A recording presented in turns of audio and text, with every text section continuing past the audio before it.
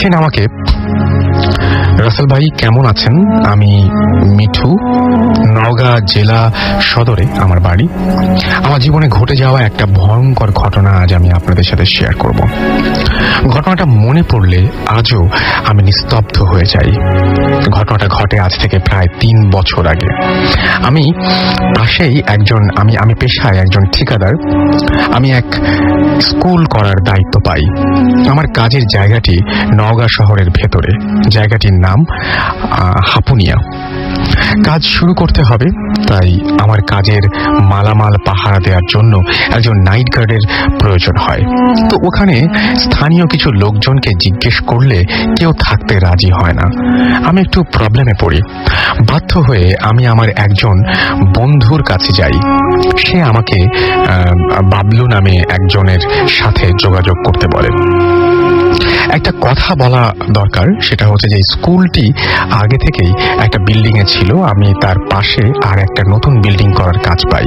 তো বাবলু আগে থেকেই সেখানে পুরোক্ষণ স্কুলটির নাইট গার্ড ছিল। আমি তাই বাবলুর সাথে যোগাযোগ করি। সে বলে যে ভাই, এখানে তো কেউ কাজ করতে চায় না। আমি বাবলুর কাছে কাজ না করার কারণ জিজ্ঞেস করি। বাবলু আমাকে বলে যে এলাকাটা খুব খারাপ। আমি ওকে বলি যে কাজ যখন পেয়েছি তখন কাজ আমি কমপ্লিট করবই। বাবলু আমাকে মানা করলেই তা আমি তার কথায় গুরুত্ব দেই না এবং বাবলুকে অনেক কষ্টে রাজি করাই। বাবলু রাজি হলো, কিন্তু আমাকে বলল যে ভাই, আপনার মিস্ত্রিদের বলবেন যে এখানে যাতে গরুর মাংস না খায়, তাহলে প্রবলেম হবে, এবং রাত 12টার পর যাতে ঘর থেকে কেউ বের না হয়। আমি আবার কারণ জানতে চাইলে বাবলু আমাকে কিছুই বলে না। আমিও ব্যাপারটা অতটা সিরিয়াসলি নেই না। আমি মিস্ত্রিদের সাথে বাবলুর পরিচয় করিয়ে দিই এবং বাবলুকে মালামাল বুঝিয়ে দিই এবং আমি বাড়ি ফিরে যাই। আমি প্রায় আমার সাইডে যেতাম এবং কিন্তু একদিন অনেক ঝামেলা থাকায় আমার বাড়ি ফেরা সম্ভব হয় না। কারণ তখন প্রায় রাত 12টা বাজে এবং আমার বাড়ি যাওয়ার মতো কোনো যানবাহন ছিল না। তাই কিছুটা বাধ্য হয়ে আমি সে রাতটা সেখানে থেকে যেতে রাজি হই। পুরাতন স্কুলটির পাশেই 2টা রুম ছিল। একটাতে মিস্ত্রিরা থাকতো আর একটা রুম আমার জন্য ছেড়ে দিল এবং রুমের স্কুলটির বারান্দায় বাবলু থাকতো। মিস্ত্রিদের সাথে প্রয়োজনীয় কথাবার্তা শেষ করে আমি রাত প্রায় 1টার দিকে আমার রুমে ঘুমাতে যাই। ক্লান্ত থাকায় আমি খুব তাড়াতাড়ি ঘুমিয়ে পড়ি। হঠাৎ আমার দরজায় অনেক জোরে জোরে কারা যেন ধাক্কা দিতে থাকে। আমি উঠে দরজা খুলতেই দেখি সাদা পাঞ্জাবি পরা একজন মুরব্বী লোক দাঁড়িয়ে আছেন। সে আমাকে জানায় যে একজন মানুষ মারা গেছে এবং তার জানাজা হবে এবং আমি যেন সেই জানাজায় সামিল হই। আমি ঘুমানোর ঘোরে থাকায় ব্যাপারটা সিরিয়াসলি না নিয়ে লোকটির সাথে হাঁটতে থাকি। আমি মনে করি যে বাবলু এবং মিস্ত্রিরা ওখানে যাবে। কিছু দূর হাঁটতেই দেখি যে একটা পুকুরের পাশে একটা লাশ রাখা আছে এবং লাশটার সামনে একজন ইমাম সাহেব দাঁড়িয়ে আছেন। প্রায় 50-60 জন মানুষ জানাজা করার জন্য দাঁড়িয়ে আছে। আমিও তাদের সাথে যাই এবং দাঁড়াই। কিন্তু কিছুক্ষণ পর আমার ঘুমের ঘোর কেটে গেলে আমি বুঝতে পারি যে কোনো সাধারণ জানাজা এটি নয় এবং জানাজা সাধারণত হয় 5-6 মিনিটের, কিন্তু এটা প্রায় 20 মিনিট হতে চলেছে। শেষ হওয়ার কোনো লক্ষণই আমি পাচ্ছিলাম না।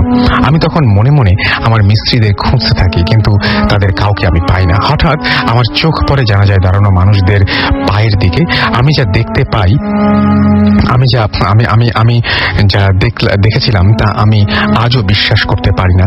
আমি দেখলাম যে তাদের কারোর পা মাটিতে ছিল না। তাদের চোখ দিয়ে যেন আগুনের ফুলকি বের হওয়ার হচ্ছিল।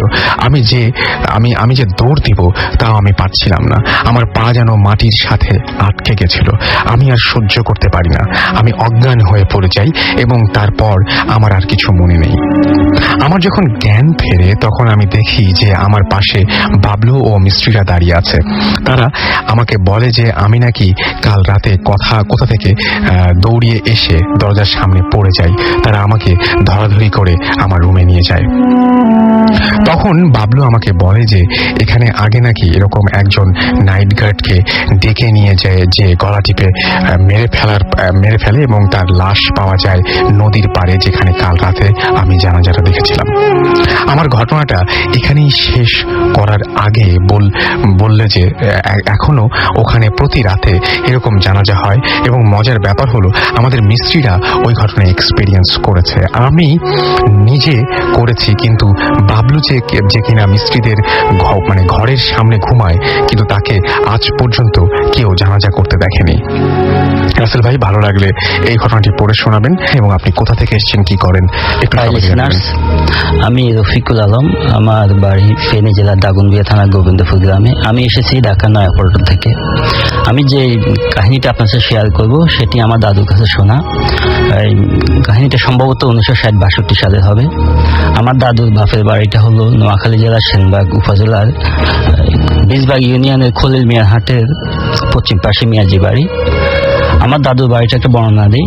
আমার দাদুর বাড়িটা পূর্বমুখী, পূর্ব দিকে রাস্তা, পশ্চিম পাশে ধানি জমি, দক্ষিণ পাশেও গছ ছিল, আর উত্তর পাশে বড় একটা বাগান। আমার দাদুর ঘরটা পূর্বমুখী, ঘরের পেছনে একটা বড় তেঁতুল গাছ ছিল। একদিন আমার দাদুর মা ফাঁকি থেকে সারাতে ঘর থেকে বের হলেন। সেদিন ছিল চাঁদনি রাত, চারদিকে চাঁদের আলো। তিনি দেখলেন তেঁতুল গাছের নিচে একজন পুরুষ একজন নারীর মাথায় সিঁথি কাটছে বা উকুন দেখতেছেন, পশ্চিম দিকে মুখ বসে। আমার দাদুর মা সেটা দেখে তিনি ঘরে ঢুকে গেলেন। ঘরে ঢুকে দাদুর বাবাকে বললেন এই কাহিনী। তখন দাদুর বাপ ঘরে একটা মজবুত লাঠি ছিল, তিনি লাঠিটা নিয়ে দাদুর মাকে বললেন আমার পিছে পিছে আসো। দাদুর বাপের পিছে পিছু আসলো। আসার পরে দাদুর বাপে সে তেঁতুল গাছের নিচে বসা পুরুষ লোকটির মাথা খুব সজোরে একটা বাড়ি মারলেন। সঙ্গে সঙ্গে একটা মনুষ্য চিৎকার শোনা গেল। তখন তারা ঘরে ফিরে আসলেন। পরদিন সকালবেলায় তারা ওই জমিতে গিয়ে দেখলেন একটা মাথা ফাটা কাক মরে আছে। তারা বুঝলেন এটা জিন অথবা ভূত জাতীয় কেউ হবে। দিন কেটে গেল। রাত্রে সবার কান্নায় ঘুম ভেঙে গেল। একটা নারী বিলাপ করে কাঁদতেছে, তোমরা আমার স্বামীকে মেরে ফেলছো, তোমরা আমার স্বামীকে মেরে ফেলছো, আমি তোমাদেরকে রাখবো না, আমি তোমাদেরকে মেরে ফেলবো, তোমরা আমার স্বামীকে মেরে ফেলছো। এরকম 2-3 রাত বিলাপ শোনা গেল। তার এই কান্না শুনে আমার দাদুর মা বাবা সবার মন খারাপ হলো। আসলে এই কাজটা তারা না করলেই পারতেন। যাক, আস্তে আস্তে তার কান্নাটা প্রতিবাদী রূপ নিল। রাত হলে জমিনে শুকনো মাটির ডিলাগুলা তাদের ঘরে চালে আসে পড়তে লাগলো। এরকম কয়েকদিন পড়লো। তারা সিদ্ধান্ত নিলেন এইভাবে তো আর বসে থাকা যায় না, কিছু একটা করতে হবে। পরে সবাই মিলে হুজুর আনলেন। হুজুর এনে বাড়িটা বন্ধ করলেন। বন্ধ করার পরে কয়েক বছর সেই উপদ্রব বন্ধ ছিল। 1986-87 সালের কথা। আমি তখন ক্লাস 7-এ পড়ি। আমার দাদুর বাপের বাড়ি পশ্চিম পাশে আমার নানার বাড়ি। আমি একদিন মাগরিবের নামাজে আজান দেবে ঠিক 4-5 মিনিট আগে পশ্চিম পাশ দিয়ে আমার দাদুর বাড়িতে আসতেছিলাম। আমি বাড়ি থেকে 50 গজ দূরে থাকতে দেখলাম একটা সোনালী চুলের মেয়ে এবং তার গায়ের রং সাদা। সে আমাকে দেখে বাড়ির দক্ষিণ পশ্চিম কোণে যে ডোবা ছিল ডোবার মধ্যে নেমে গেল। আমি দূর থেকে খেয়াল করলাম যে নেমে গেল। আমি তাকে দেখতে আসলাম যে কোন মেয়ে আমার সাথে লুকোচুরি খেললো। পরে আমি তাকে খুঁজতেছি, তাকে দেখতে পারলাম না। হঠাৎ আমার মনে হলো এই বাড়িটা হন্টেড, এখানে তো এরকম কিছু ঘটে। আর এই বাড়িতে তো সোনালি চুলের কোনো মেয়ে নেই, অথবা সাদা চামড়ারও কোনো মেয়ে নেই। আমি যখনই কথাটা ভাবতেছিলাম তখনই আমার লোম কবুলে দাঁড়িয়ে গেল এবং আমার পা অবশ হয়ে যাচ্ছে। আমি হাঁটতে পারতেছি না, তবু আমি খুব জোরে দৌড়ালাম। জোরে দৌড়াইয়ে অনেক সামনে দিয়ে ঘুরে বাড়িতে ঢুকলাম। ঢুকে দাদুকে বললাম, সবাইকে বললাম যে এই ঘটনা এটা হচ্ছে আমার দেখা ঘটনা। এরপরে তাদের বাড়িতে জিন ভূতে নতুন করে উপদ্রব শুরু হলো।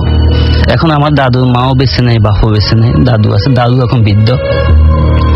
এই ঘটনা যখন দেখলো প্রতিদিন রাতে ছোটখাটো ঘটনা ঘটে।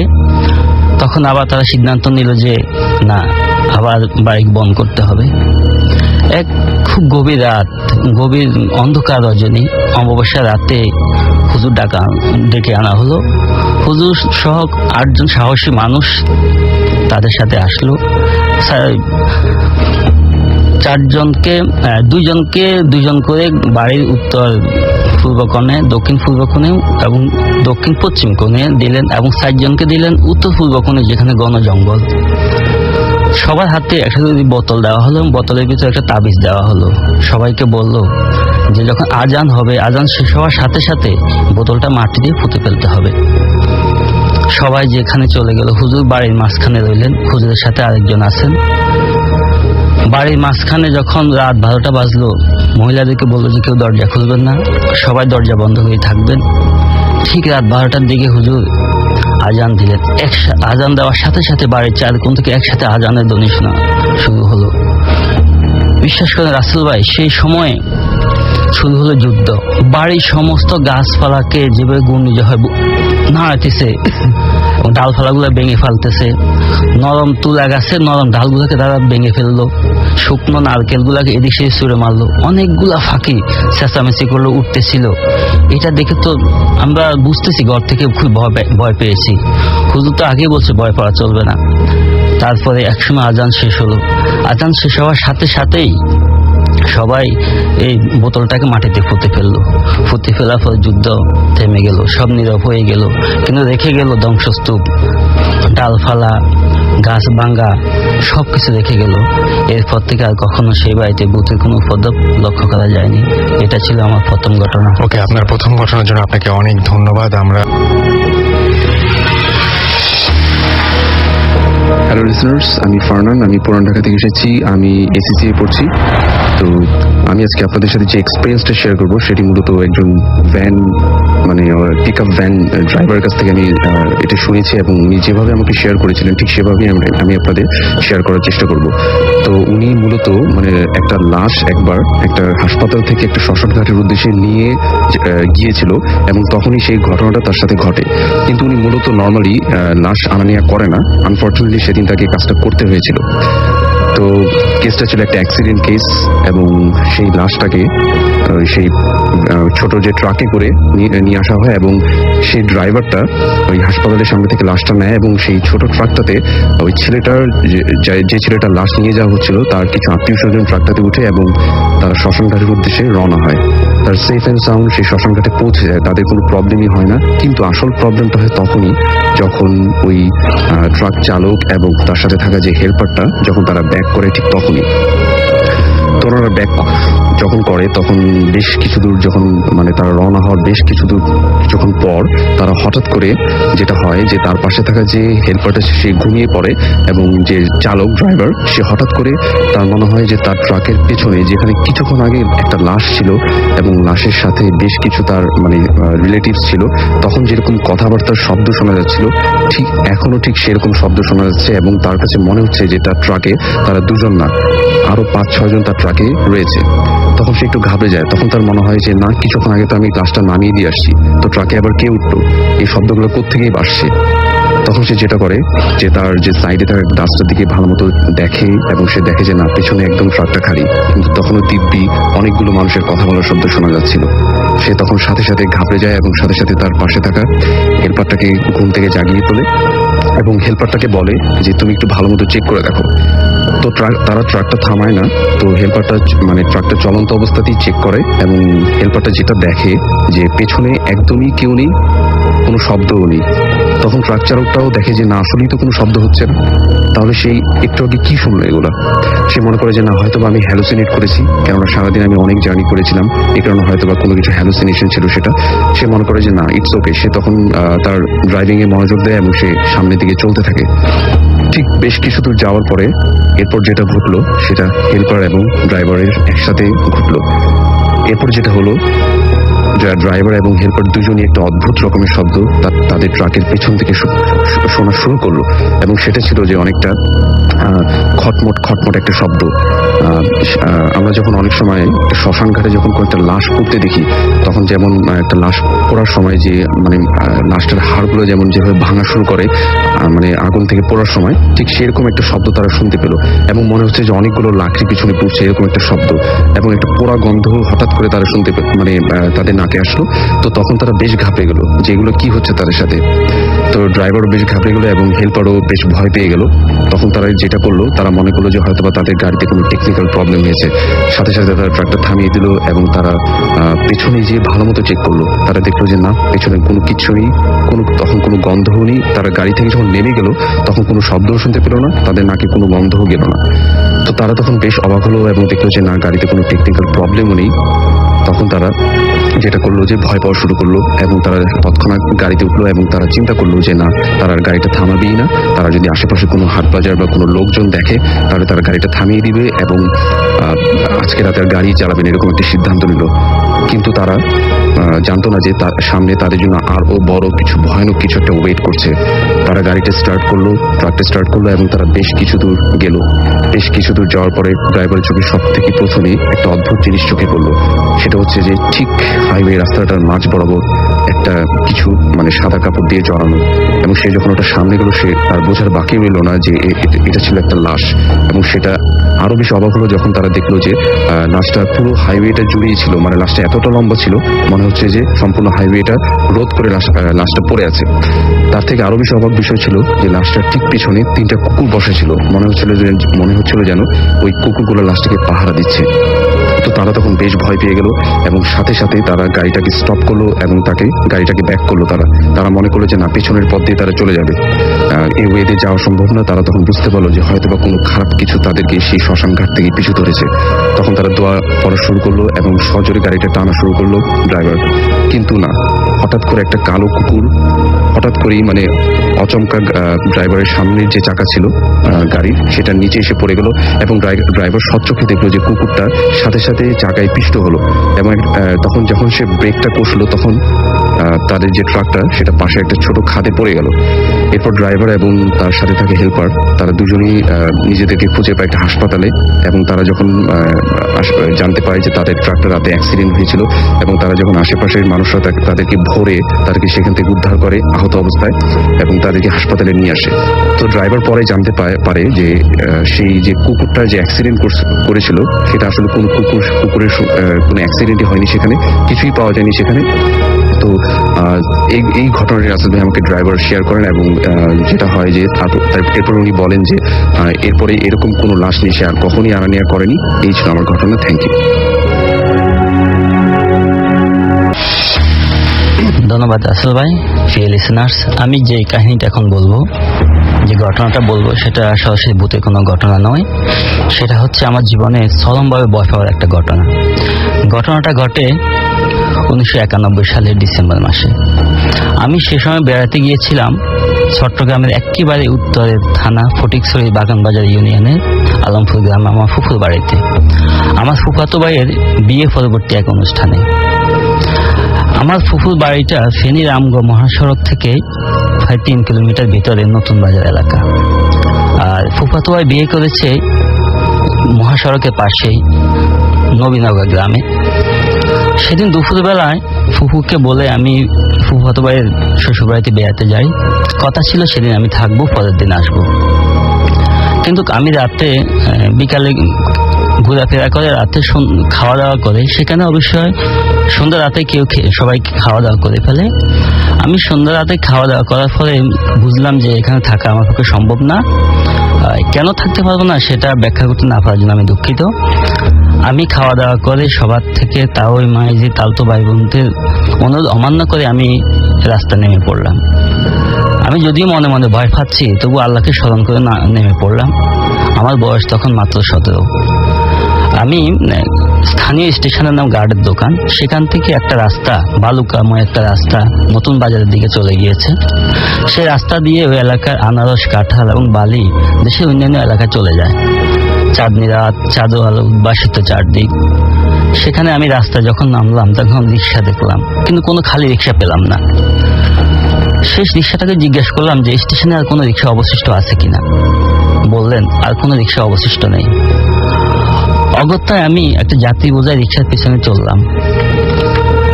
ভালো রাস্তা, রিক্সা বেশি জোরে চলতে পারে না। আমিও রিক্সার পেছনে চললাম। কিছু দূর যাওয়ার পর দেখলাম রিক্সাটা একটা টিলার উপরে সরু পথ বেয়ে একটা বাড়িতে ঢুকে গেল। ভয়ে আমার লোম খুব দাঁড়িয়ে গেল, আমার টেনশন বেড়ে গেল। আমি কিভাবে যাব এত দূরে? তবু আমি অনেক দৌড়াদৌড় করলাম, পরে হাঁটা দিলাম। চাঁদ অনেক দূর পর্যন্ত চাঁদের আলো দেখা যাচ্ছে। পাহাড়ি রাস্তা, পাহাড়ের বুক ছিঁড়ে বয়ে যাওয়া রাস্তা, একেবারে আমি নতুন, আর কখনো এই রাস্তা আমি যাইনি। দূরের গাছের ছায়াগুলোকে মনে হচ্ছে কেউ যেন দাঁড়িয়ে আছে। কলা গাছের পাতাগুলোকে মৃদু বাতাসে মনে হয় আমাকে ডাকছে, আবার নিষেধ করতেছে। সে এক ভয়ের, রাসেল ভাই এটা বলে বোঝানো যাবে না যে নতুন আমি এত অল্প বয়সে, সে এত রাতে সেই ফটে মানিয়ে চলছি। চারদিকে নিজুম, কোনো শব্দ নেই, ঝিঝি পোকার শব্দ। মাঝে মাঝে শিয়াল, মেসোবাঘ এবং বন বিড়ালগুলো আমার পাশে ছৌ মেরে পাশের পাশে চলে যাচ্ছে। ফুফাতো বাড়ির কাছে শোনা এই ফতের কিছু কিছু ভাঁকে রাতে জিন এবং ভূত দেখা যায়। ঠিক সেই ভাগগুলো থেকে আসলে আমার মনে হয় যে আমার সামনে হয়তো জিন ভূত পড়ে যাবে, আমি আরো ভয় পেয়ে যাই। আমি খুব দ্রুত গতিতে সেই ফটটাকে অতিক্রম করে যাই। এরকম খুব দৌড়াইতেছি। কিছু দূর যাওয়ার পর দেখলাম একটা সরু পাহাড়ের উপর থেকে একটা পথ নেমে এসেছে। সে পথে একটা মানুষের মুখোমুখি আমি হয়ে গেলাম। বললো, এত দৌড়াচ্ছ কেন? আমি বললাম, আমার সামনে জন আমাকে পেছনে রেখে সামনে এগিয়ে গেছে, তাকে ধরার জন্য দৌড়াচ্ছি। লোকটা বিশ্বাস করলো কিনা জানি না, কিন্তু আমি তাকে জিন ভেবে আরো দৌড়ালাম। কিছু দূর যাওয়ার পর একটা পাশের জঙ্গল থেকে একটা বাচ্চার কান্নার আওয়াজ শুনে আমি চিৎকার করে কারণ নাম ধরে চিৎকার করলাম। আমি লোম কুকুর আমার দাঁড়িয়ে গেছে, আমার ঘামে শরীর ভিজে গেছে। আমার মনে এটা আছে যে কখনো জ্ঞান হারানো চলবে না। আমি যখন সেখানে বাজারে পৌঁছলাম, বাজারটা নতুন বাজার, রাত 9:30 বাজে, দোকানপাটগুলো সব বন্ধ হয়ে গেছে। সে সময় সে এলাকায় বিদ্যুৎ ছিল না, জেনারেটর দিয়ে তার আলো সরবরাহ করতো, তাও 8টা পর্যন্ত। সেখানে আমার পরিচিত একটা দোকানদার ছিল, হাসান ভাই, কিন্তু তার দোকানে গিয়েও দেখলাম তিনিও নেই। আমার বিশ্বাস ছিল তাকে পাইলে হয়তো তিনি আমাকে বাড়ি পৌঁছে দেবেন। আমি কাউকে পাইলাম না। আমি বাজারের দক্ষিণ প্রান্তে গেলাম। উল্লেখ করা দরকার যে বাজার থেকে আমার ফুফুর বাড়ি প্রায় আধা কিলো। আমার ফুফুর বাড়িটা একটা পাহাড়ের উপরে, চারদিকে আনারস বাগান, কাঁঠাল বাগান। বাড়ির পূর্ব দিকে একটা ঝর্ণা পূর্ব দিক থেকে এসে উত্তর পাশ থেকে পশ্চিম দিকে চলে গেছে। ঝর্ণার উপরে একটা সাঁকো আছে, ইচ্ছে করলে যে কেউ লাফ দিয়ে ঝর্ণাটা পার হতে পারে। পূর্ব পাশে ঝর্ণার পাশে একটা দানি জমির পাশে একটা বড় পাহাড়, সেখানে কবরস্থান, আর সদ্য নির্মিত মাটি দিয়ে নির্মিত একটা মসজিদ। জঙ্গলের পাশে মসজিদটা। পাহাড়ের পাশে প্রায় 30 ফুট নিচে 15 ফুট গভীর একটা পুকুর খনন করা হয়েছে। পুকুরের প্রায় শান বাঁধানো গাছ ছিল। আমরা সেখানে গোসলও করতাম, বিকালে বসতাম। এই মসজিদে নামাজের সংখ্যা খুবই কম হতো। বাজারের পাশে মসজিদ বিদায় সবাই বাজারে নামাজ পড়তো। এমন দিন গেছে যে এশার নামাজের সময় হুজুর মুসল্লি না পেয়ে নিজে আজান দিয়ে নিজে নামাজ পড়ে চলে গেছে। এবং এটাও শোনা গেছে ফজরের সময় ইমাম সাহেব আসেনি, নামাজও হয়নি, কারণ এটাকে সবাই ভয় পেত। সেদিন সকালে আমি সে কবরস্থানকে গিয়েছিলাম ছোট ভাইদেরকে নিয়ে। দেখলাম অনেকগুলা কবর ভেঙে পড়েছে, বালির কবর, বেশি টিকাও কথা না, ভেঙে পড়েছে। আমি আফসোস করলাম কবরগুলা দেখে, কবরগুলা অস্থিরে ভেঙে পড়েছে। তারপর আমি চলে আসলাম। মূল ঘটনায় আসি রাসেল ভাই। আমি নতুন বাজার থেকে পশ্চিম দিকে রওনা দিলাম। কিছু দূর আসার পর দেখলাম একটা পাহাড়ি বড় গাছ, সেই গাছ থেকে একটা বিড়াল জাতীয় কিছু নিচে নেমে আসতেছিল। আমি দেখলাম সেটা নিচে নেমে এসে আমার দিকে তাকানোর পর একটু দূরে গিয়ে সেই আমাকে বেঞ্চি কেটে পাহাড়ের নিচের দিকে চলে গেল। আমি খুব প্রচন্ড ভয় পেয়েছি। পাশে একটা বাড়ি ছিল, আমি ইচ্ছে করলেও তাদেরকে ডাকতে পারতাম, কিন্তু আমি তো সে এলাকায় নতুন, ডাকলেও কি তারা আমাকে সাহায্য করবে? আমি সেই ভেবে আর ডাকিনি। আমি দৌড়াদৌড়ি করতেছিলাম। বিড়ালটা যখন নিচে নেমে গেল, আমি বুঝতেছি আমার পিছনে কেউ যেন দাঁড়িয়ে আছে। আমি হুট করে পেছনে দাঁড়ালাম, ঘুরলাম, দেখলাম কেউ নেই। আবার সামনে দাঁড়ালাম, সামনে তাকালাম, মনে হলো আমার চারপাশে যেন কেউ ঘোরাফেরা করছে। রাসেল ভাই, বনের বাঘের চেয়ে মনের ভাগে মানুষকে বেশি আহত করে, বেশি ভয় করে তোলে। আমারটা সেই ঘটনা ঘটেছে।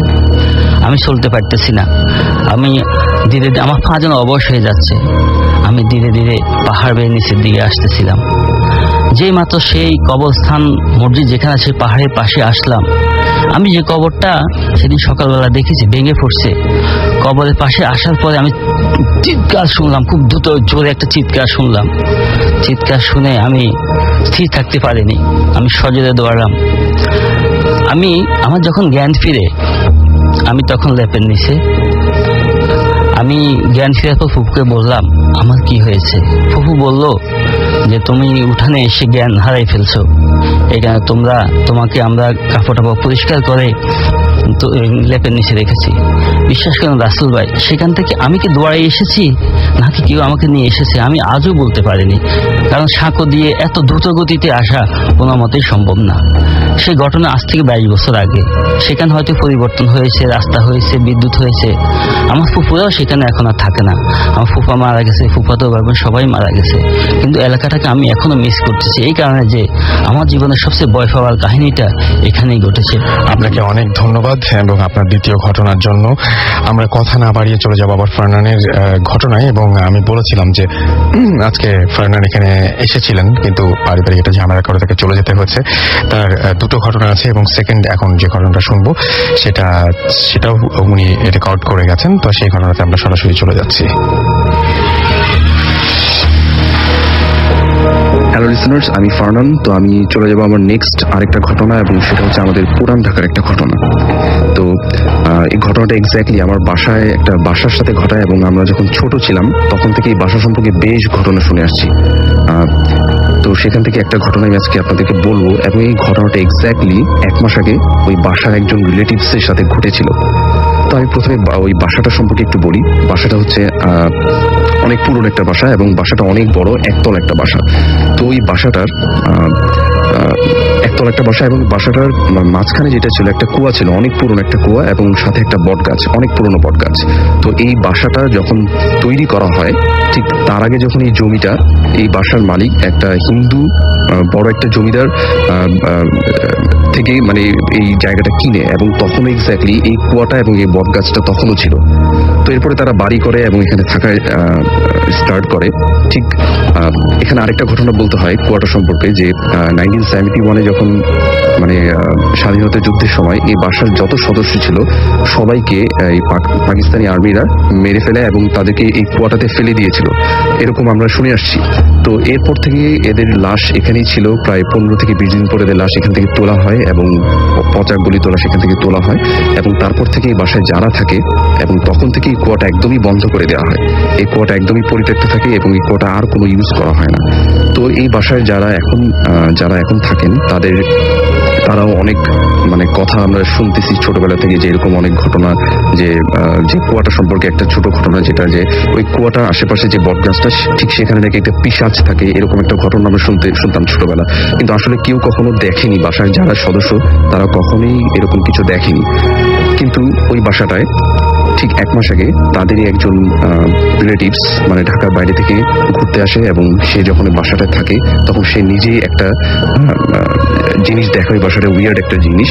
তো সেটাই আমি এখন বলবো। আসলে সেটা হচ্ছে যে সে যখন রাতে মানে ঘুমাতে যায় রুমটাতে, তার রুমটা ছিল ঠিক ওই কুয়াটা বরাবর, এবং রাতের বেলা যখন সে ঘুমায় রুমে সে একাই ছিল, এবং হঠাৎ করে গভীর রাতের দিকে সে একটা অদ্ভুত শব্দ শুনতে পায়, এবং সেই শব্দটা ছিল মানে কেউ যদি মানে কাঁদে অনেক জোরে জোরে, যেরকম শব্দ হয় ঠিক সেরকম, কিন্তু সেটা ছিল একটা পুরুষ ভয়েসের, মানে খুবই অদ্ভুত এবং ভয়ানক সেই কণ্ঠস্বর, পুরুষ ভয়েসের। এবং সেটা একটু পর মনে হচ্ছিল যে না, ওর একটা কুকুরের ডাক, আবার কিছু একটু পরে মনে হচ্ছিল যে না, ওটা একটা মানুষ, মানে একটা পুরুষ মানুষ কেউ কান্না করছে, এরকম একটা শব্দ।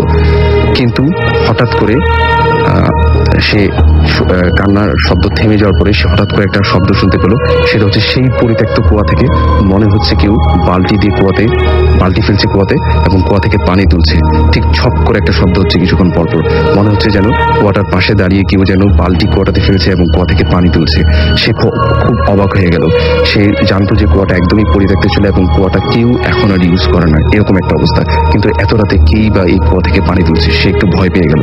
তার কাছে এই বাসার যে ঘটনাগুলো সেগুলো সব সত্যি মনে হওয়া শুরু করলো যে না আসলে এই বাসায় মনে হয় কিছু একটা আছে।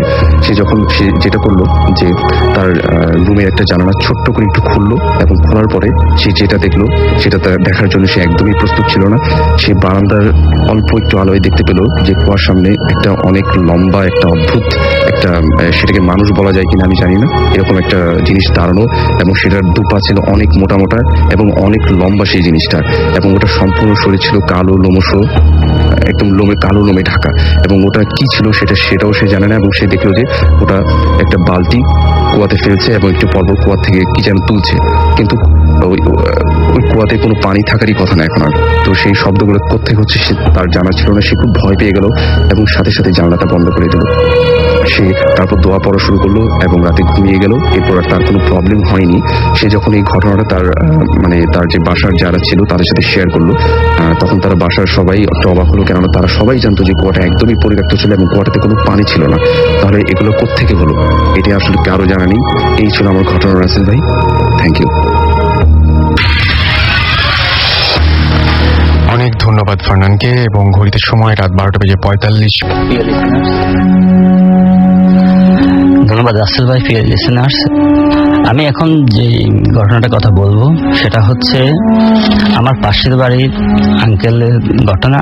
তিনি পেশায় একজন কসাই, আমরা তাকে কসাই আঙ্কেল বলি। এতদিন আমি তার নাম ভুলে গেছি। ঘটনাটা ঘটে 1980-82 সালের দিকে। আমার জন্মস্থান সেনবাগ উপজেলা দক্ষিণ রাজারামপুর গ্রামে। আমাদের গ্রাম থেকে 2 মাইল দূরে একটা বাজার ছিল, এখনো আছে, ফকিরহাট। আমার কসাই আঙ্কেলটা উনি গরু ছাগল কিনতেন, বিক্রি করতেন এবং মাঝে মাঝে উনি মাংস বিক্রি করতেন। সেদিন তিনি ফকিরহাটে মাংস বিক্রি করতে গিয়েছিলেন। মাংস বিক্রি করতে করতেই রাত 9টা বেজে যায়, কিন্তু 2 কেজি মতো মাংস থেকে যায়। তিনি মাংসগুলাকে ঝুড়ির মধ্যে নিলেন, আমরা স্থানীয় ভাষায় এটাকে লাই বলি, এবং সেখানে দাও, গুটি, ছুরি, বাটখারা ইত্যাদি নিলেন এবং উপরে একটা বড় চেরাগ জ্বালিয়ে দিলেন, সেখানে আমরা স্থানীয় ভাষায় মোমবাতি বলি। তিনি এদিকে আসার জন্য কাউকে পাইলেন না। বলে রাখা দরকার, আমাদের বাড়ি এবং বাজারের মাঝখানে একটা বড় দিঘি আছে, সেটার নাম হচ্ছে মৌলবী দিঘি, স্থানীয় ভাষায় মল দিঘি বলি। তো সেই দিঘিটা অনেক বছর আগে কথিত আছে যে জিনেরা কেটেছিল। তো এই দিঘিটার দক্ষিণ পাশ এবং পূর্ব পাশ গভীর জঙ্গল। সে সময়ে কারো হাতি বা ঘোড়া মারা গেলে সেখানে মাটি পুঁতে দেওয়া হতো, মাটিতে। খুবই এটা ভূত এবং জিনের অভয়ারণ্য ছিল। আর উত্তর পাশে ছিল বড় বড় তাল গাছ এবং সন। সময়ের প্রয়োজনে, রাস্তা বড় করার প্রয়োজনে ফটটাকে পুকুরের উত্তর পাশে পা কেটে ঘুরিয়ে দেওয়া হয়। সেখানে বুদ্ধের মাঝে মাঝে মানুষদেরকে ভূতেরা আটকাতো। তো সেখানে রিক্সাওয়ালারা একা না গিয়ে কয়েকটা রিক্সা একসাথে হলে তারপর সবাই যেত। সেদিন আমার আঙ্কেলটা সেই মাংস মাথায় করে যখন দিঘির পাড়ে আসলেন, অনেক অন্ধকার, চারদিকে কিছুই দেখা যাচ্ছে না। তিনি খুব সাহসী ছিলেন, অনেক দোয়া দৌড় করে তিনি আসতেছিলেন। তিনি যখন সবে মাত্র দিঘির উত্তর পাশে আসলেন, দেখলেন অনেক ঘোড়া তাকে কর্ডন করে যাচ্ছে, ঠক ঠক ঠক ঠক, তাকে ঘেরাও করে রাখছেন। তিনি আস্তে আস্তে হাঁটতেছেন, ঘোড়াগুলা কিন্তু তার কোনো ক্ষতি করতেছে না। তিনি হাঁটতেছেন, কিন্তু তার মনে প্রচুর সাহস আছে যে আমি এখানে দাঁড়িয়ে থাকা চলবে না, আমাকে যেতেই হবে। কিছুদিন আসার পরে হঠাৎ ঘোড়াগুলো বেনিশ হয়ে গেল। তিনি মনে করলেন যাক বাঁচা গেল। আসার পর ঠিক 1 মিনিট পরে তিনি দেখলেন অনেকগুলা লোক, মনুষ্য আকৃতিগুলো, কারোর মাথা নেই, তাকে ঘেরাও করে ফেললেন। তার চারদিকে হাঁটতেছে আর বলতেছে, এই এর কাছে যাস না, গোস্তের গন্ধ, গোস্তের গন্ধ। আরেকজনে বলতেছে, এই গোস্ত দে, গোস্ত খাবো।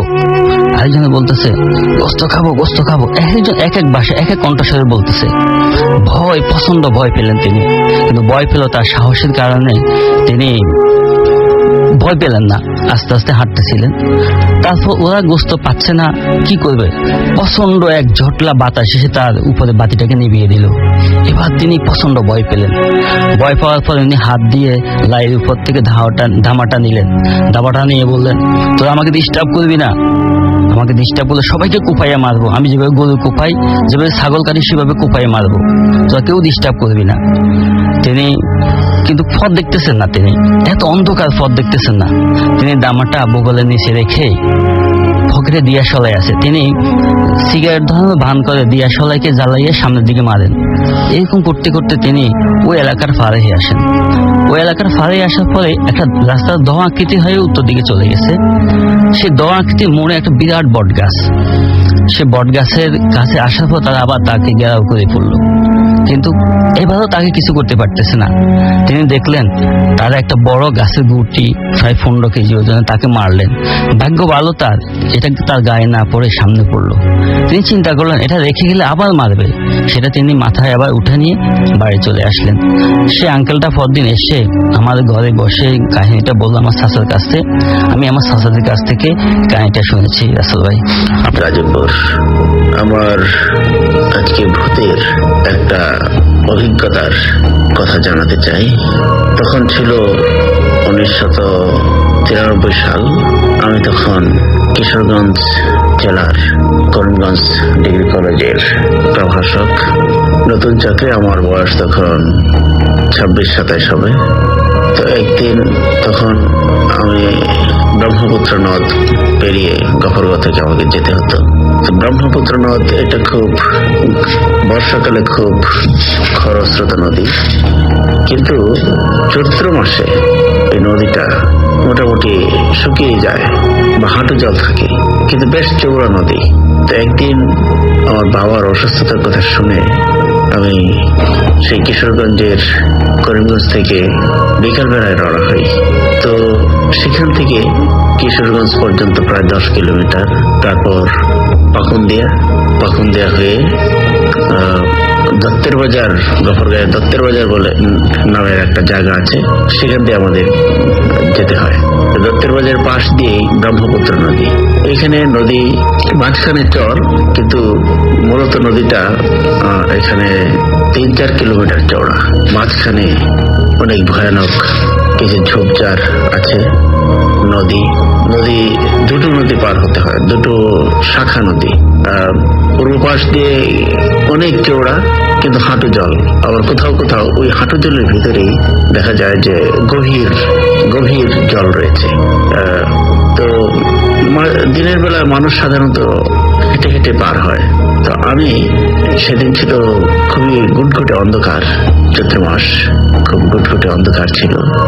আবার নদীর পাশে আসতে আসতে রাত প্রায় 12:30 বেজে গেল।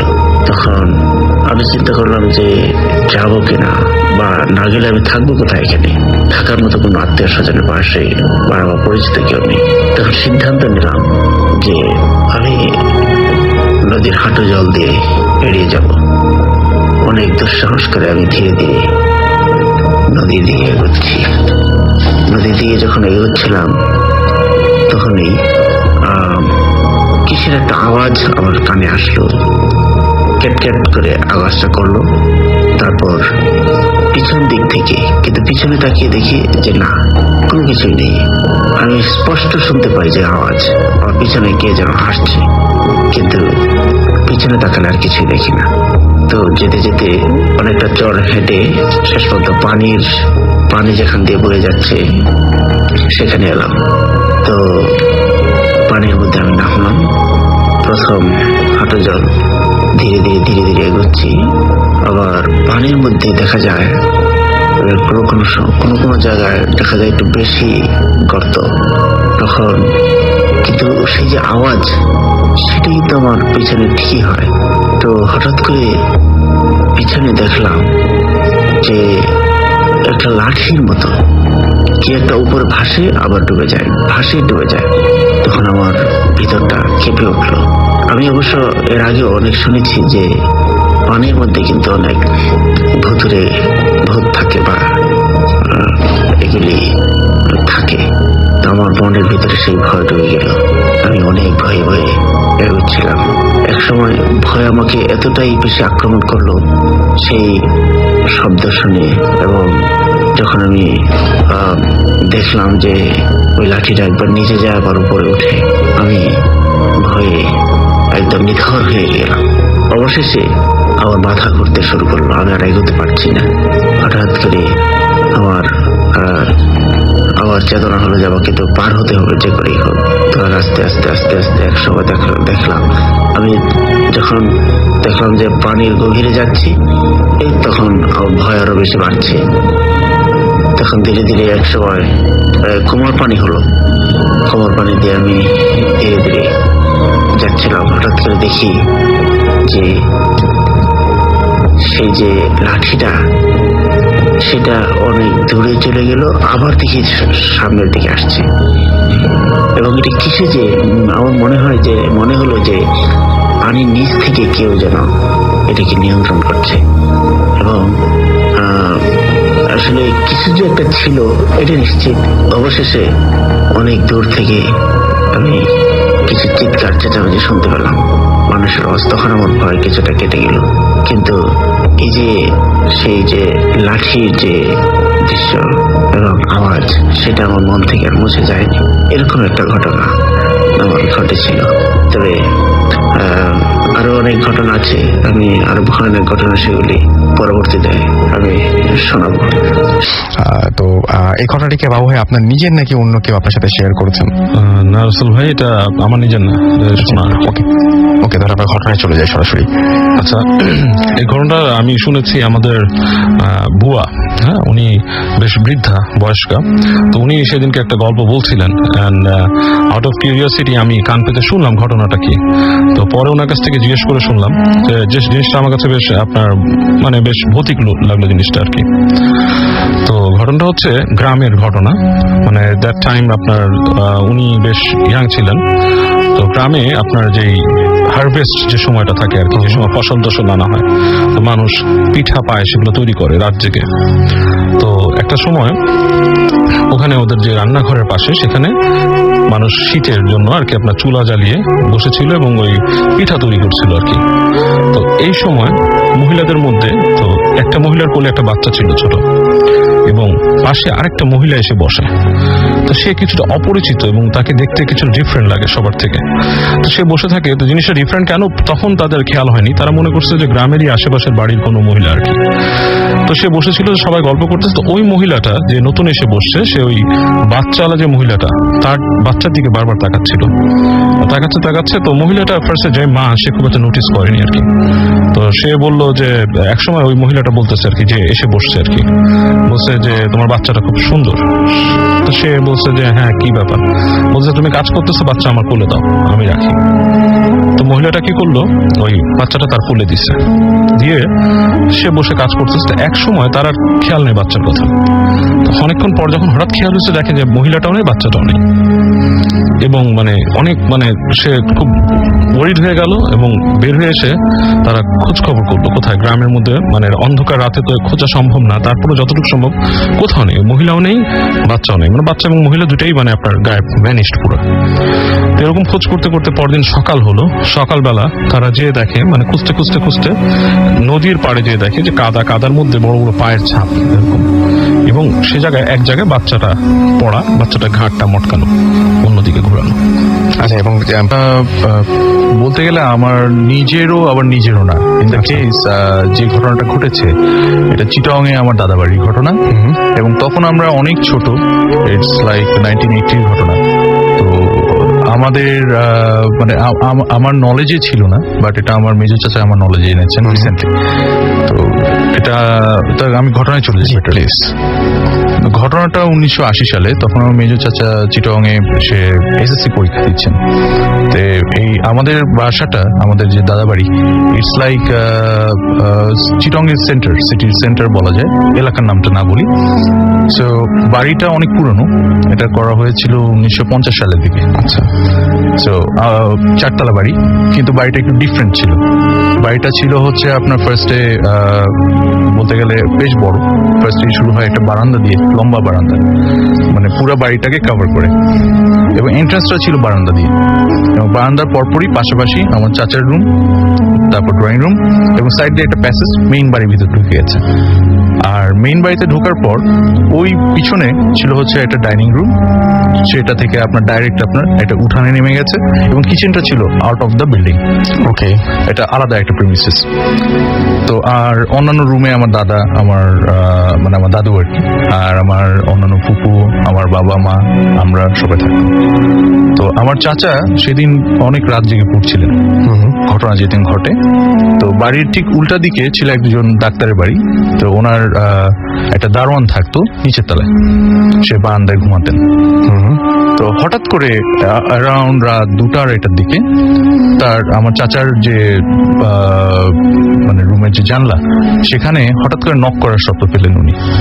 নক করার শব্দ পাওয়াতে উনি পর্দা সরিয়ে দেখলেন যে ওই যে দারোয়ানটা মানে মানে যে উল্টা দিকে যে বাসাটা, সেটা যে দারোয়ান, সে দারোয়ান তাকে ডাকছে যে বাবু ভাই ওঠেন।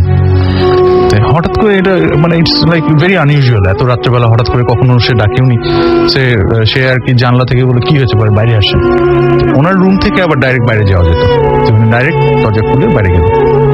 যাওয়ার পরে দারোয়ান বলতেছে যে আপনাদের বাড়িতে 7 জন ঢুকছে। বলে 7 জন মানে? বলে যে 7 জন, অনেক লম্বা লম্বা মানুষ, আমি গুনছি 7 জন। তো বলে তাই? বলে চোর ঢুকেছে। তো এরপরে আমার চাচা করে কি যে সাথে সাথে তাকে বলে আচ্ছা তুমি এদিকে দাঁড়াও, আমি আসছি। সে বাসার ভিতর ঢুকে দরজা বন্ধ করে দেয় এবং ভিতরে গিয়ে আমার অন্যান্য যারা বাসার সবাই আছে সবাইকে জাগায়। আমার দাদা, তারপর আমার বাবা, আমার চাচা সবাই মিলে তারা পিছন দিক দিয়ে আবার উঠানের দিক দিয়ে খুঁজতে বের হয়। এখানে আরেকটা ইম্পর্টেন্ট জিনিস যেটা বলে রাখা ভালো, ওই বাড়িটা খুব হন্টেড ছিল ইন দ্য কেস যে আগেকার মানুষজন দেখা যেত যে অনেক সময় বাচ্চা হওয়ার পর, অনেক বাচ্চা হতো, দেখা যেত যে আগে তো এরকম প্ল্যানিং ছিল না। সো ইভেন আমার দাদা দাদিরও প্রায় টোটাল তার আমার বাবা, চাচা বা ফুপুরা মিলে সবাই মিলে হচ্ছে প্রায় অ্যারাউন্ড 9 জন। আরো 3টা বেবি তাদের মৃত হয়েছিল আর কি। সো এই 3টা বেবিরই মানে আমার যে অন্যান্য যে ফুপু বা চাচা যারা হয়েছেন ওনাদের আর কি বেসিক্যালি কবরটা ওই বাড়ির আঙিনার ভিতরেই। ওখানে নানা রকম কাঁঠাল গাছ, তারপর আম গাছ, তারপর লেবু গাছ এরকম বোনা আছে।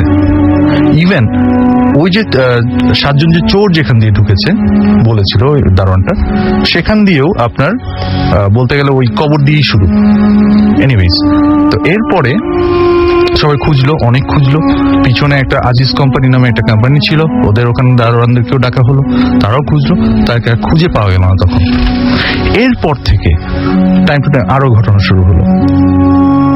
এর ঠিক পরের দিন থেকে ওই দারোয়ানটা যে দেখেছিল, সে তার প্রচন্ড জ্বর, মানে তা অ্যারাউন্ড লাইক অনেক, মানে ইটস আনবিলিভেবল। এবং সে বিড়বিড় করে বলতেছিল আমি যদি জানতাম যে তোমরা চোর না অন্য কিছু, তোমরা যদি চোর হতা তোমাদেরকে আমরা ধরতাম, আমি ধরতাম, এরকম আর কি সে আবল তাবল বলছিল। আফটার দ্যাট ডাক্তার সাহেব যে উল্টা দিকে যে ডাক্তার সাহেবের বাড়িতে তার দারোয়ান সে করলো কি দারোয়ানকে বাড়ি পাঠিয়ে দিল। তো 7 দিন পর খবর আসলো দারোয়ানটা মারা গেছে। এরপরে ফার্দার আরো ঘটনা যেটা, আমার দাদা দাদি ওনারা হজে গেছেন। এই সময় আমার মা, আমার বাবা একদিন রাত্রে আসতে অনেক দেরি হচ্ছে, প্রায় 2টা, 2:30, 3টা বেজে গেছে। তো খুব ওয়ারিড ছিলেন। তখন তো আর মোবাইল ফোনের যুগ ছিল না, সো ট্র্যাক ডাউন করাও যেত না, বা বারবার ফোন করে লোকেশন জানা যেত না। সো আমার মা ড্রয়িং রুম থেকে পর্দা সরিয়ে সরিয়ে দেখছে কখন আসে। আমি, আমার বড় বোন, আমরা ছোট, অনেক ছোট, সো আমরা রুমে ঘুমাচ্ছি তখন, সবাই যার যার রুমে। তো টাইম টু টাইম ওখানে যখন দাঁড়িয়ে আছেন লাইট অফ করা, হঠাৎ করে পিছনে সোফার উপরে ধাপ ধাপ ধাপ এরকম থাপড় মারছে কেউ একজন হাত দিয়ে, এরকম বোঝা যাচ্ছে। লাইট জ্বালাচ্ছে, নাথিং। এরকম হচ্ছেই। আমার মা ভয় পেয়ে রুমে চলে আসলেন। এরপরে শুনতে পাচ্ছে যে আপনার যে ড্রয়িং রুমটা কার্পেট ছিল, কার্পেটের উপর খুব জোরে জোরে স্টেপ করছে কেউ। এরকম হতে একটা সার্টেন টাইমে আধা ঘন্টা 45 মিনিট পরে আমার বাবা ফেরত আসেন। তো যাই হোক, মা আর কারোর সাথে শেয়ার করে না। আমার দাদা দাদি আবার যখন হজ থেকে ব্যাক করলেন, এরপরে একদিন রাত্রেবেলা আপনার হঠাৎ করে মানে আমার দাদা দাদির রুমের সাথে একটা অ্যাটাচ বাথ ছিল, সবার রুমের সাথেই, সেভাবেই বড় করে বাড়িটা প্ল্যান করা হয়েছিল। কিন্তু আমার দাদা দাদির যে বাথরুমটা ওটা অন্য কেউ ইউজ করতেন না। তো রাত 4টার দিকে দাদি হঠাৎ করে ঘুমিয়ে গেছে, আনুমানিক 4টা আর কি। তো ঘুম থেকে উঠে নিয়ে উনি দেখলেন যে কেউ একজন তাদের রুমের ভিতর দিয়ে বাথরুমের দিকে যাচ্ছে। তো আবছা হালতে মনে হচ্ছিল যেটা আমার মা। আমার মার মতো একজন বাথরুমে ঢুকে গেল। তা আমার দাদিও একটু আশ্চর্য হলেন যে এই বাথরুমে তো সে আসে না কখনো। তো রুমে চলে গেলেন, আমার মার রুমে গিয়ে দরজা খোলাই ছিল আর চাপানো ছিল আর কি। তো ওটা খুলে দেখলো যে আমার মা আমাদেরকে নিয়ে ঘুমাচ্ছে।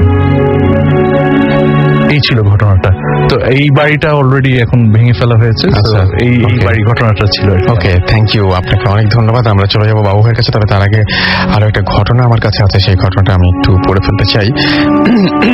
আমাদের মধ্যেই আমাদের লিসনারদের একজন আমাদেরকে এই ঘটনাটি পাঠিয়েছেন, যিনি আজকে এখানে উপস্থিত হতে পারেননি। আমি চলে যাচ্ছি ঘটনায়। মোহাম্মদপুর ঢাকা থেকে স্বর্ণা আমাকে এই ইমেলটি করেছেন এবং তিনি বলেছেন যে আমার ঘটনাটা আমার কলিগের সাথে ঘটেছে, ওর ভাষাতেই বলছি। বরিশালের একটি গভর্নমেন্ট কলেজে আমি অনার্সের স্টুডেন্ট, থাকতাম মেসটা দোতলা এবং দোতলার একটা রুমে আমরা 4 জন থাকতাম। দোতলাতে 3টা রুম এবং লম্বা একটা করিডোর, এবং করিডোরের শেষ মাথায় 2টা টয়লেট প্লাস মানে টয়লেট অর্থাৎ বাথরুম। আর এবং প্রতিদিন আমরা সন্ধ্যায় টিভি রুমে আড্ডা দিতাম এবং ডিনার করে রাত 12টার পর বসতাম।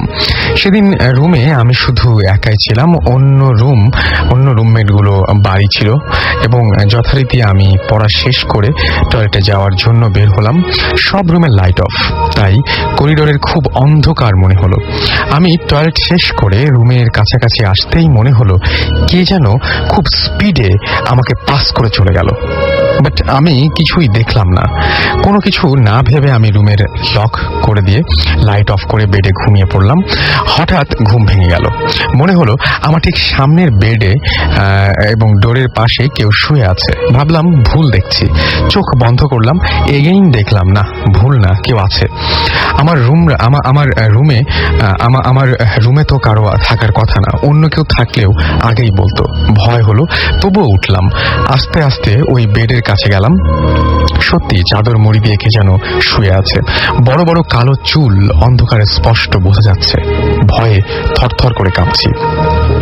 কাঁপা কাঁপা হাতে আমি তার কাঁধে হাত দিলাম, সে যেন আমার দিকে ফিরল। দেখলাম এক বিভৎস অবয়ব, সাদা বড় বড় 2টা চোখ, পুরো মুখ কেমন যেন রঙের, ভয়ঙ্কর রং, আর কি ভয়ঙ্কর সেই চাহনি।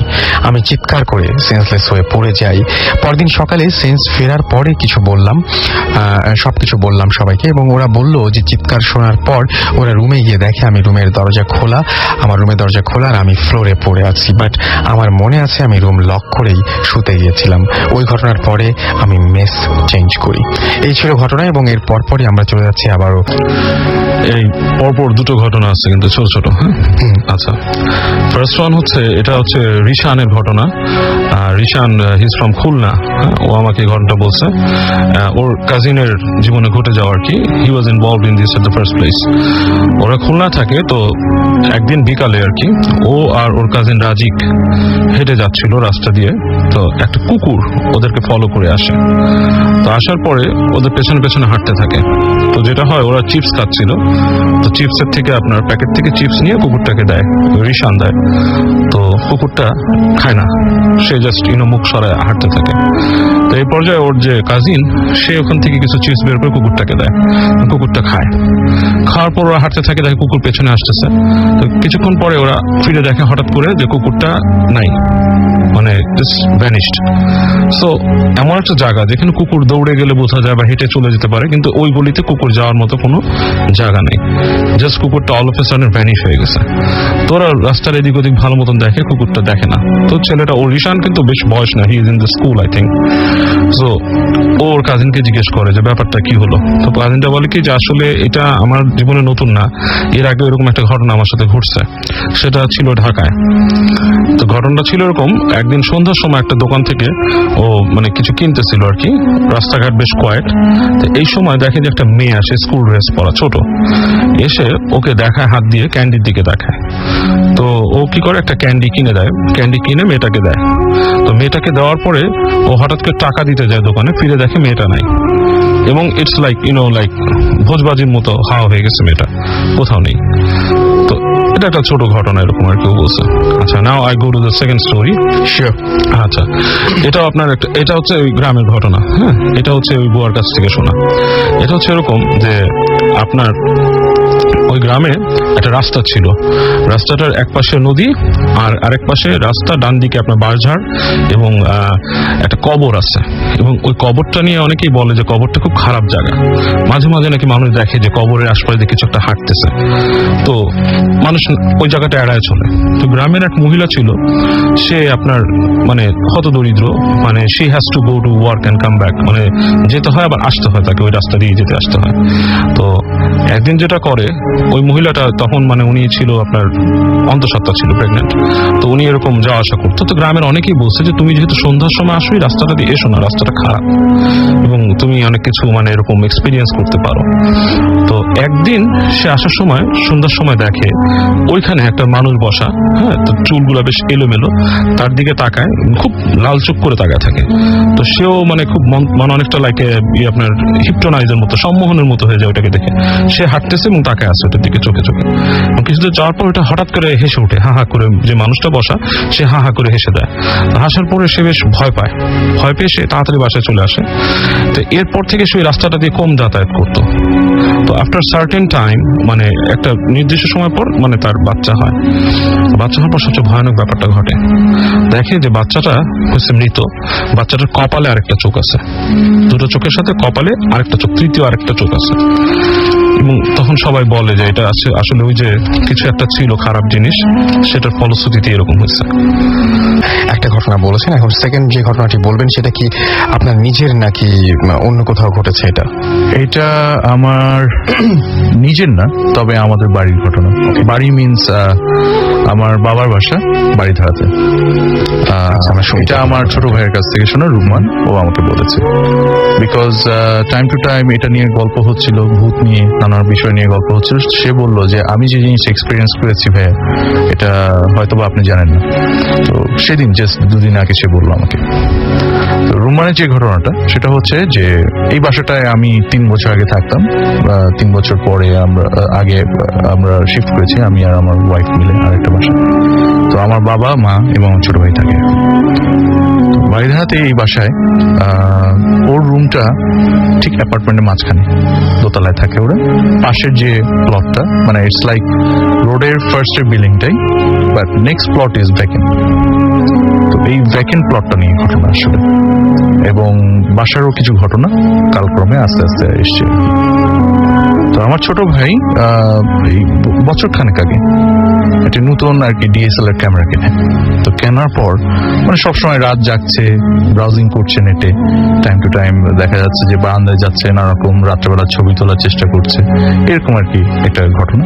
তো ওই যে ঘটনার দিন, ফার্স্ট যে ঘটনার দিন, সেদিন সে ওই রাত্রেবেলা বারান্দায় গিয়ে DSLR দিয়ে নানা কিছু টেস্ট করছিল, ছবি তুলছিল নানা অ্যাঙ্গেল থেকে, নানা শাটারে। সো এই সময় হঠাৎ করে খেয়াল করলো যে ভ্যাকেন্ট জায়গাটা, বলে রাখা ভালো, ওখানে আগে ভ্যাকেন্ট ছিল না বাড়িটা, ওই জায়গাটা মানে 10 কাঠার একটা জায়গা। সো ওখানে একটা দোতলা ডুপ্লেক্স বাড়ি ছিল। তো এক ভদ্রলোক বেশ কিছুদিন আগে, প্রায় 4-5 বছর আগে জায়গাটা কেনার পর ওখানে নিজেই ফার্স্টে থাকার কথা ছিল, কিন্তু পরে থাকেননি। রিনোভেট করেন অনেক খরচ করে, কিন্তু পরে আর থাকেননি। পরে বাড়িটা ভেঙে ফেলে। অ্যান্ড আজকে পর্যন্ত, এখন পর্যন্ত ওই জায়গাটা খালি, ওখানে কেউ থাকে না। সো ও ওখানে বসে বসে নানা রকম ছবি তুলছে এই সময়। আর ওখানে হয়েছে কি, ওই জায়গার ভিতরে আপনার কেউ যেহেতু থাকে না, আগে একটা বিল্ডিং ছিল, সো অনেক জায়গায় একটু খালের মতো হয়ে গেছে, মানে ওখানে আর ভরাট করা হয়নি। সো বৃষ্টির পানিতে ওখানে একটু ডোবার মতো হয়ে গেছে বেশ কিছু জায়গায়। সো আর বাকিটা পুরো মানে অনেকটা বলতে গেলে যে ওই গাছগাছলা হয়ে গেছে, একটা জঙ্গল টাইপের আর কি। তো ওখানে বসে থেকে ছবি তোলার সময় হঠাৎ করে খেয়াল করলো যে জাস্ট ওর উল্টা দিকে, মানে ওর যে সীমানা, ওর পরে বাউন্ডারি ওই জায়গাটার, এরপরে ভ্যাকেন্ট স্পেস, তারপর আরেকটা বাউন্ডারি, দেন আরেকটা বাড়ি।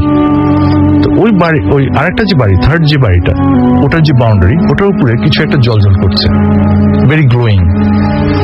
সো এই গ্লোয়িং জিনিসটার দিকে ওর খুব অ্যাট্রাক্টেড, কি ব্যাপার, এটা জিনিসটা কি, ওর খুব কিউরিয়াসিটি আসলো। তখন ওর মাথায় কিছু আসেনি যে কি অন্য কিছু হতে পারে কিনা বা এরকম কিছু।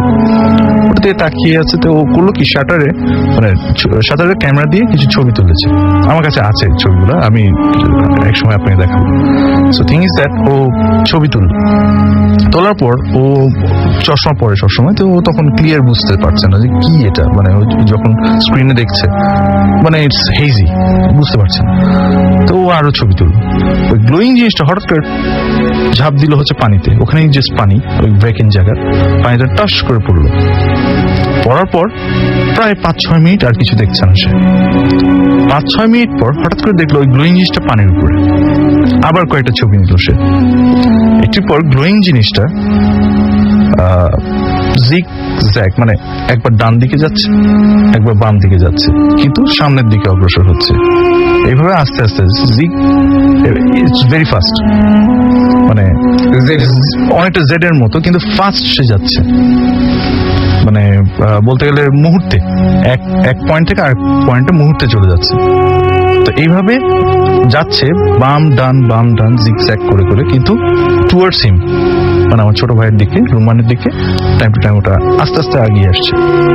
সো এটা একবার যে সে মানে ওই এক পয়েন্ট থেকে আরেক পয়েন্টে যাচ্ছে, এই যাওয়ার পর মাঝখানে গ্যাপ দিচ্ছে, বেশ গ্যাপ দিচ্ছে, আবার আরেকটা পয়েন্টে যাচ্ছে। তো ও এর ভিতর অনেকগুলো ছবি তোলার পর, তো যাই হোক, ও পরে এক সময় ওর মনে হলো যে it's not something very usual, it's nothing very normal. তো এখানে ওটা যখন চিন্তা করার সময় ও ভয় পেয়ে গেল, তো রুমে চলে আসে। এসে নিয়ে সে রুমে, তারপর লাইট ছিল রুমে যেহেতু, তো তখন আর কি ছবিগুলোকে সে সাথে কম্পিউটার ট্রান্সফার করে, ওটাকে জুম করে দেখলো সামথিং লাইক বলতে গেলে রাজহাঁসের মতন একটা হাঁস, কিন্তু একটা হাঁস কিন্তু এত ফাস্টার মুভ করে না, হাঁস কিন্তু আস্তে আস্তে আস্তে মুভ করে অনেকটা, but it was just moving very fast, একটা পয়েন্ট থেকে আরেকটা পয়েন্টে। তো এই ছবিটা ও আমার সাথে পরে শেয়ার করছে। এটা হচ্ছে একটা ঘটনা। ও এর পরপরই সে আবার ওটা দেখার পর যে একটা হাঁস, আমার ভয় পাওয়ার কি আছে, আবার সে গেছে, যাওয়ার দেখে কিছুই নেই। আর বাড়িধারার মতো জায়গায় যেখানে এত মানে মানুষজন থাকে, সেখানে একটা হাঁস আসার কিন্তু কথা না। ইট ওয়াজ ভেরি আনইউজুয়াল ব্যাপার, একটা প্যারানর্মাল অ্যাক্টিভিটির মতোই মনে হয়। এরপরে যে ঘটনা, সেটা হচ্ছে একদিন রাত্রেবেলা, অ্যারাউন্ড আপনার অনেক রাত্রে, গভীর রাতের দিকে সে শুয়ে আছে, শুয়ে সম্ভবত he was just reading books or something, রুমের লাইট জ্বলছে। তো উপরে অ্যাপার্টমেন্টে খুব দৌড়াদৌড়ি করছে, মানে মনে হচ্ছে একটা বাচ্চা অনেক দৌড়াদৌড়ি করছে। আবার একটু পর সে শুনতে পেলো যে শুধু দৌড়াদৌড়ি না, সাথে আবার কিছু ঝিন এরকম শব্দ সে পায়। সো যাই হোক, ওই রাত্রে আর সে কিছু নোটিস করেনি, মানে এটা নিয়ে আর তেমন একটা অ্যানালাইজ করেনি। So after that morning A say caretaker যে আছে তাকে বললো যে কি ব্যাপার, আমাদের উপরে কে থাকে। ইটস ভেরি ইউজুয়াল যে বাড়িধারাতে বা গুলশান বনের এদিকে পাশের ফ্ল্যাটে কে থাকি, এটা আমরা তা জানি না। তো এনিওয়েজ, সো সে যখন কোয়ারি করলো তখন বললো কেন স্যার, কি হয়েছে? তো তখন কেয়ারটেকারকে বললো যে না, রাত্রেবেলা অনেক দৌড়াদৌড়ি করছে একটা বাচ্চা সম্ভবত, সো কে থাকে ওখানে? স্যার তখন কেয়ারটেকার হাসতে হাসতে বললো যে স্যার, উপরে তো কেউ থাকে না, it's vacant for last 6 months, কেউ ভাড়া নেই উপরে, আর আপনার তো এরকম শোনার কথা না। ইট ওয়াজ ভেরি হরিফিক ব্যাপার, ওর জন্য ও একটু ভয় পেয়ে গেছে। এরপর থার্ড ইনসিডেন্ট যেটা ঘটে, এটা ঘটে হচ্ছে আমার কাজিন তন্ময়ের সাথে। তন্ময়ের বাবা খুব অসুস্থ ছিলেন। সেই রাত্রে মানে তন্ময়ের বাবা যেদিন মারা যান তার আগের রাতের ঘটনা। এর আগে 2-3 দিন ধরে বেশ দৌড়ঝাঁপ যাচ্ছিল তন্ময়। তো ওই রাত্রে হসপিটাল ডিউটি শেষ করে তন্ময় চলে আসে হচ্ছে আমাদের বাসায়, মানে বাড়িধারের বাসায়। রুম্মান ওই দিন আর বাসায় ছিল না। রুম্মানের রুমে ও ঘুমাতে যায়। ও খুব টায়ার্ড ছিল, শুয়ে পড়ে, কোনো ফ্যান চালায়নি, এসি চালায়নি, গায়ে কোনো লেপ তোষক বা কিছুই দেয়নি, সে ঘুমিয়ে যায়। যখন সে সকালে যখন ঘুম থেকে ওঠে, এন্ড রুম ওয়াজ লকড, সে যখন সকালে ঘুম থেকে ওঠে তখন সে দেখে খুব ঠান্ডা লাগছিল তার, দেখে যে এসি চলছে, ফ্যান ফুল ফ্লেজের চলছে, অ্যান্ড বেডটা উল্টানো ও ফ্লোরের উপর পড়ে আছে। তো এই ছিল আমার বাড়ি ধরার ঘটনা। আপনাকে অনেক ধন্যবাদ। এই ঘটনাটি আমাদের একজন লিসনার আমাদের পাঠিয়েছেন, তিনি আজকে উপস্থিত হতে পারেননি, কিন্তু তার ঘটনাটি আমরা পড়ে শোনাবো। তিনি যিনি আমাদের ঘটনাটি পাঠিয়েছেন তিনি মোশাররফ হোসেন হিমু। এসএমএসটি করেছেন আমাদেরকে নোয়াখালী চৌধুরী হাট থেকে। তিনি লিখেছেন, আমি আপনাদের খুব বড় একজন লিসনার, একদম প্রথম থেকে এই পর্যন্ত সবগুলো এপিসোড আমার শোনা। আমি আজ আপনাদেরকে আমার চোখের সামনে ঘটে যাওয়া একটা ঘটনা শেয়ার করতে চাই। ঘটনাটা খুব রিসেন্টলি ঘটে যাওয়া একটা ঘটনা, 2012 সালের একটা ঘটনা। আমি আমাদের স্থানীয় এলাকার বাজারে একটা দোকানে মানে বিজনেস করি। তো ঘটনার দিন আমি এবং আমার কিছু ফ্রেন্ড মিলে দোকানে বসে গল্প করছিলাম। ঠিক তখনই আমার ফোনে আর এক ফ্রেন্ড ফোন করে জানালো যে আমাদের পাশের বাড়িতে নাকি একজন লোককে জিনে ধরেছে। তো আমি এবং আমার কয়েকজন ফ্রেন্ড মিলে ভাবলাম গিয়ে দেখে আসি ঘটনা কি। আমরা তো এগুলো মোটেই ট্রাস্ট করতাম না। আমি এবং আমার ফ্রেন্ড রাজু, সাইফুল, বড় ভাই সুমন এবং রূপম মিলে ওদের বাসায় গিয়ে হাজির হলাম। গিয়ে দেখলাম যে বাড়ি থেকে একটু দূরে একটা তাল গাছের নিচে অনেক মানুষ দাঁড়িয়ে আছেন এবং তাল গাছের ওপর থেকে একটা লোক অনবরত চিৎকার করছিলেন। চিৎকার শুনে মনে হচ্ছিল কেউ অমানসিক যন্ত্রণায় চিৎকার করছে, কিন্তু মজার ব্যাপার হচ্ছে যে সবাই অন্ধকারে দাঁড়িয়ে আছেন, কেউ আলো জ্বালছিলেন না। তো আমরা কয়েকজনকে বললাম যে আপনারা এখানে এভাবে দাঁড়িয়ে আছেন, কেউ আলোর ব্যবস্থা করেন, ওনাকে তো নামাতে হবে। তো একজন জানালো যে না, লাইট কিংবা আলো জ্বালানো যাবে না, কারণ আলো জ্বালালে নাকি জিনেরা ওই লোকটাকে খুব কষ্ট দেয় এবং মারধর করে।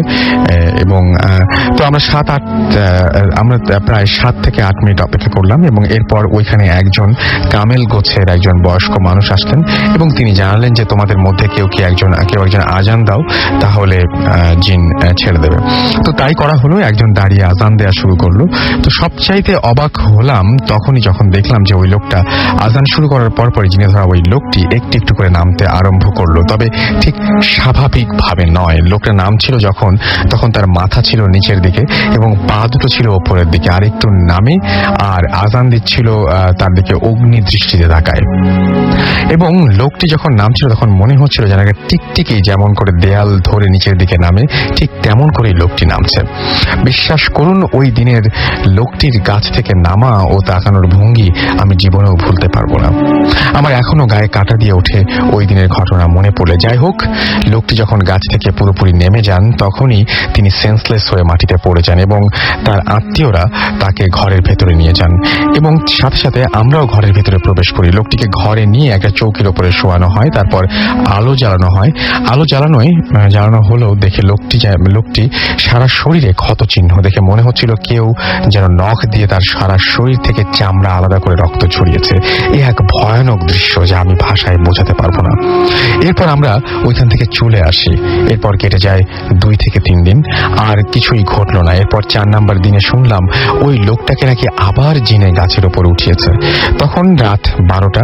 আমরা আবার ছুটলাম ওই বাসার দিকে। যখন হাজির হলাম তখন সেই দিনের মতো একই দৃশ্য দেখলাম। লোকটি গাছের ওপর থেকে চিৎকার করছিল আর নিচে কেউ একজন আজান দেওয়ার পর আবার তার গাছ থেকে অদ্ভুতভাবে নেমে আসার সেই দৃশ্য।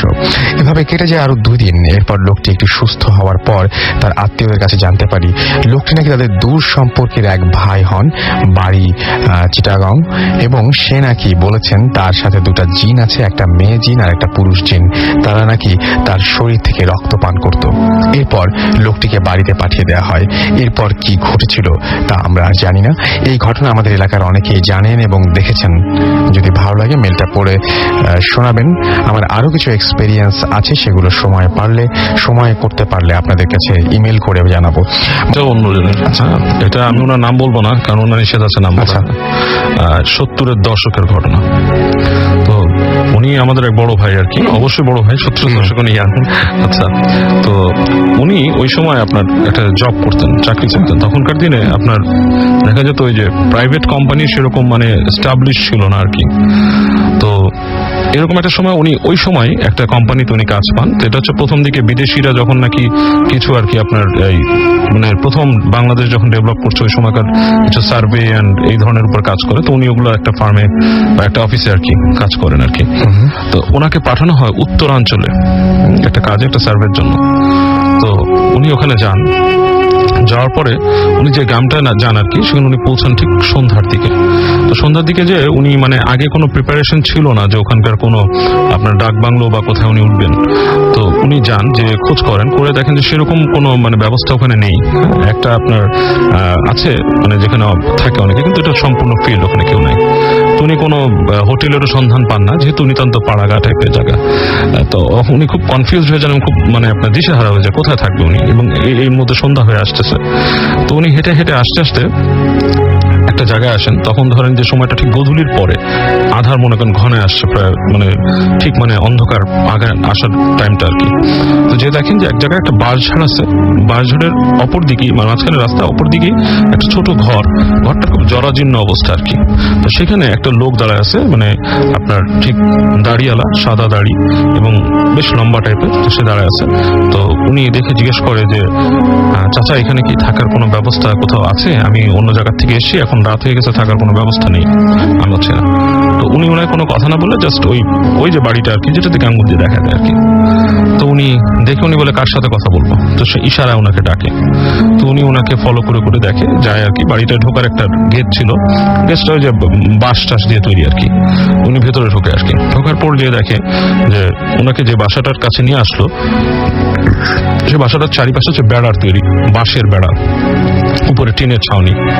তো আসার পর লোকটা তখন ফার্স্ট একটা কথা বলে, ঢোকেন, ভেতরে ঢোকেন। তো উনি ভেতরে ঢুকলো, ঢোকার পর লোকটাও ঢুকলো। ঢোকার পর ওনার সাথে কথা না বলে ওনাকে ওই যে বিছানা আর কি, একটা চৌকি পাতা ছিল, চৌকিটা দেখা দিল। তো দেখলো চৌকির উপর কিছু নেই, জাস্ট একটা মাদুর পাতা, একটা চৌকি, আর পাশে দেখা যাচ্ছে একটা টেবিলের মতো আছে, এবং দূরে কিছু মটকা আর কি, মটকি, যেখানে নাকি ওই যে গ্রামের মানুষরা ধান টান এগুলো রাখে আর কি, এগুলো রাখা। তো উনি বললো যে আপনি কি, আমি কি এখানে থাকবো রাতে? হ্যাঁ। তো লোকটা বললো যে আপনি থাকেন, বলে ওই বুড়ো লোকটা ওনাকে থাকতে দিয়ে চলে গেছে। তো আর কোনো কথা বলার চান্স পেল না। তো উনি খুব কনফিউজ, এবং ওনার আর কোনো চয়েসও ছিল না কোথায় যাওয়ার। এর মধ্যে রাত হয়ে গেছে, এবং উনি দেখলো কেউ নাই, হ্যাঁ, বাসাটার মধ্যে মানে মানে আপনার ওই বুড়া লোকটাও চলে গেছে। হ্যাঁ, উনি সম্পূর্ণ একা এবং অন্ধকার হয়ে যাচ্ছে। এই পর্যায়ে উনি চিন্তা করে যে আমি অন্ধকার দূর করবো কিভাবে, মানে কিছুই তো নাই। তো উনি খুঁজতে খুঁজতে খুঁজতে ওই বাসার মধ্যে এক জায়গায় উনি কুপি পান, ওই গ্রামে ইউজ হতো কুপি, এখন মানে খুব দেখা যায় না শহরে কুপি। সেই কুপিটা পান, কুপির মধ্যে হালকা পরিমাণে তেল আছে। তো উনি সেটাকে আগুন জ্বালায় এক পাশে রাখেন, ওই যে টেবিলের মতো যে জায়গাটা ওখানে রাখেন, রেখে উনি মোটামুটি বিছানাটাকে পরিষ্কার করে ওনার একটা থাকার এনভায়রনমেন্ট তৈরি করেন আর কি। তো এই পর্যায়ে যখন উনি ওখানে থাকতেছে রাত্রেবেলা, তখন গ্রামে রাত, ওই সময় তো আরো আগে রাত হয়ে যেত আর কি, ধরেন 8টার দিকে, খুবই গভীর রাত। তো উনি খুবই ক্ষুধার্ত ফিল করতেছেন, বের হয়ে কোথায় যাবেন সেরকম অবস্থা না। তো উনি একবার করলো কি, ওই জানলার দিকে যখন তাকালো, দেখলো বাঁশঝাড়ের মধ্যে অসংখ্য জোনাকি জ্বলতেছে, অন্ধকার, কিন্তু বাঁশঝাড়টা মনে হচ্ছে যেমন আমরা বিয়ে বাড়িতে দেখি যে লাইটিং অ্যারেঞ্জমেন্টটা চেঞ্জ হয়, এরকম বিভিন্ন শেপ নিচ্ছে লাইটের, এরকম একটা সিন দেখলো। দেখে উনি খুব ভালোও লাগলো, আবার ভয়ও লাগলো, প্লাস উনি হাংরি। তো উনি করলো কি, গেট দিয়ে বের হয়ে আসলো, এসে ওই দরজাটার সামনে দাঁড়ালো। দরজার সামনে দাঁড়ায় উনি চিন্তা করছে কি খাবে। এই সময় উনি যেটা দেখে যে ওই বাঁশঝাড়ের ভিতর দিয়ে ওই বুড়া লোকটা বের হয়ে আসতেছে, এবং এটা একটা হরিফিক, উনি যেভাবে আমাকে বর্ণনা করছে, বলছে যে বুড়া লোকটা আসতেছে এবং হাত দিয়ে বাঁশ সরাচ্ছে আর কি, মানে 2 হাত দিয়ে বাঁশ সরায় সরায় লোকটা বের হয়ে আসছে, এবং উনি প্রচন্ড ভয় পেয়েছে সিনটা দেখে। তো বুড়াটা আসছে, এসে সামনে বলছে কি খানা খাবেন? তখন উনি বলছে জি আমার তো খাওয়া দরকার আছে, আমি কোথাও পাইলে আমি টাকা দিয়ে কিনে যেটা খাওয়া যায় পাওয়া যায় এসে। তো বুড়া বলছে ভিতরে যান, বলে ওনাকে বুড়াটা হেঁটে চলে গেছে। তো উনি তাকায় দেখতেছিল যে বুড়া আবার ফিরে ওনাকে বলছে ভিতরে যান। তো উনি বাসার ভিতরে চলে আসে, আর দেখেন নেই কিছু। তুমি ভিতরে গেল। তো কিছুক্ষণ পরে 15-20 মিনিট পরে উনি দেখে ওই বুড়া লোকটা একটা প্লেটের মধ্যে খাবার, মানে প্লেট সাথে আর কি ওই একটা ইসের মতো, একাবের মতো, যেটার মধ্যে ভাত টাত নিয়ে আসে ওনাকে দিয়ে বলছে খান। তো উনি বলতেছে এটা পয়সা দিতে হবে না। তো আপনার ওই বুড়া বলতেছে খেতে বলছে খান। তো উনি আর কোনো কথা বলেনি, উনি ইতিমধ্যে বুড়ার ব্যাপারে বেশ ভয় পেয়ে গেছে। তো বুড়াটা খাবার রেখে চলে গেছে, উনি খাওয়া দাওয়া করছে, করে আপনার গেল, পানি নাই, হ্যাঁ পানি রোড ছিল। তখন উনি বের হয়ে গেল, বের হয়ে যে দেখলো যে ওই যে বাড়িটার কর্নারে একটা আপনার কুয়া আছে, কুয়ার ওখানে আপনার বালতি আছে।